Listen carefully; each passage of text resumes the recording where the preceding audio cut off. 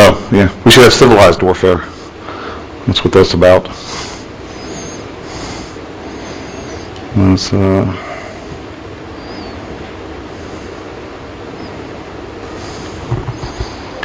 we go. I'll let you read that while I get a drink.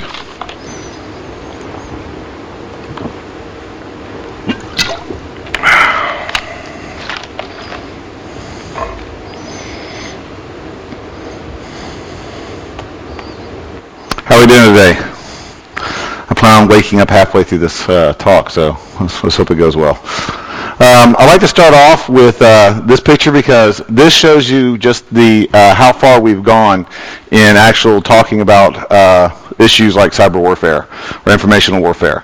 You can tell by the first part is this first one on the left is actually from the 90s from an American tabloid called like the National Enquirer, the Daily News, where, Bigfoot had my baby. It's like I've been abducted by UFOs. That was the one on the left, very sensationalist with hackers can turn your home computer into a bomb. This is going to generate a lot of fear, make people interested and be afraid about their security. Well, have we really advanced since then? Because now instead of a tabloid, instead of a disreputable news source, this is from July of 2009 from the Telegraph, UK. Terrorists could use internet to launch nuclear attack. Wow. Before they're going to kill my family, now they're taking out my city. It's like that's a problem. It's like so we haven't really learned to figure out exactly what information warfare is. We just learned how to sensationalize it more. So that's what we're going to try to go through. We're going to try to talk more about exactly what information warfare is and isn't. We're not going to talk about the actual techniques or tools. It's like we're going to talk a little bit more about the culture, about the people, about what's going on, and how information warfare is impacting our everyday lives. A little bit about me. I have two jobs. I have a night job where I'm the CIO of Strategy One Solutions. We're a pen testing consulting company. People pay me to come in and break their systems. I've also written a book. I've also been an expert witness in criminal and civil cases. All the fun stuff. It's like my day job, I'm the AVP, Assistant Vice President of Information Security for a financial institution, where, I monitor the firewalls, the IDS logs, I do incident response, all the boring stuff. It's like I say that halfway in jest because we've got good defenses. You get some really exciting stories because you're able to actually track back the guys who start doing the bad things. So basically what it comes down to is I have fun. Information security is about having fun. And if you're not having fun with your job and you're in information security because it's a career choice, you're in trouble.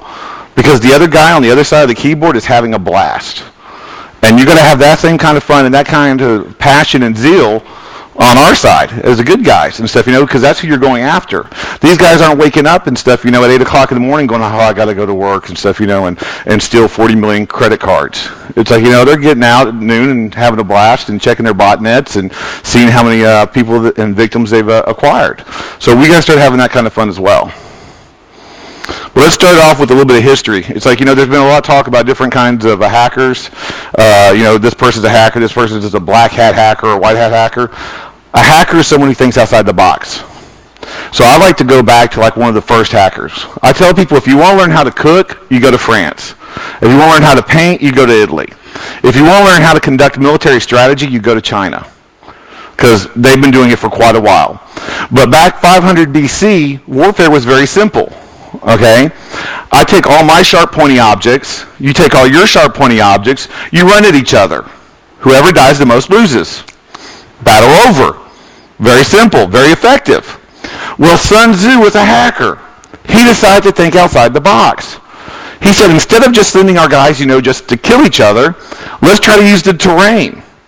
It's like he created one of the first buffer overflows. It's like have the guys go into the small little valley so his troops could go in from the upside and overflow the numerous forces. So even though he had a lesser force, he was still able to accomplish the battle and win with a less superior force. It's buffer overflow.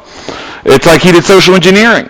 At your strongest, appear your weakest. At your weakest, appear your strongest. So he was good with social engineering. It's like he also did 0 days. It's like, he let off some 0 days. It's like he would send an assassin into the general's camp the night before the battle and kill him. So, it's like general's gone, the battle's over. So he was able to do 0 days as well. So it's like hacking is always been around. It's like it's just not always been with computers. And that's one of the reasons why I put this picture on there is I took that picture in São Paulo's airport in Brazil. Sun Tzu, The Art of War, is translated in hundreds and hundreds of languages, and it's read at Harvard as well as West Point. So military as well as business schools discuss this book. So if you haven't read it yet, it's a good book for you to read.